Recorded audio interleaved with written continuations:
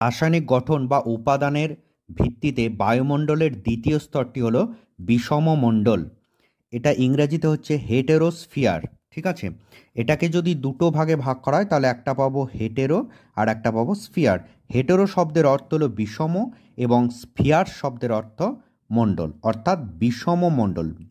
এই বিষম কথার অর্থ আমরা প্রত্যেকেই জানি, যেটা সমান নয় মানে আলাদা, তাকেই বলা হয় বিষম।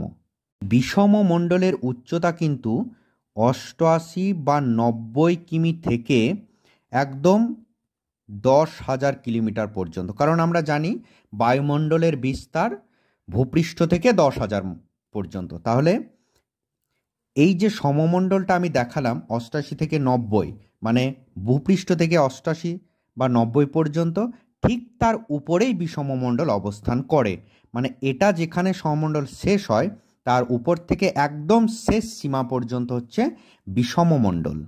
এই উচ্চতাটা দেখেই বুঝতে পারবে যে, ঠিক দেখো, থার্মোস্ফিয়ারের ঊর্ধ্বাংশ, এক্সোস্ফিয়ার এবং ম্যাগনেটোস্ফিয়ার, এই তিনটে স্তরই বিষমমণ্ডলের অন্তর্গত।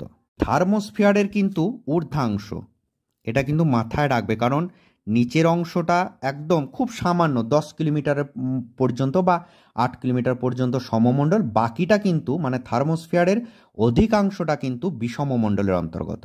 এই তিনটে স্তরের মধ্যে বায়ুমণ্ডলের যে উপাদানগুলো সেগুলো কিন্তু একরকম থাকে না, আর এক একটা স্তরে এক একটা গ্যাসের প্রাধান্য থাকে, তাই সব কিছু আলাদা বলে এই তিনটে স্তরকে একে একে এবং একে এই তিনটে স্তরকে বিষমমণ্ডল বা হেটেরোস্ফিয়ার বলা হয়।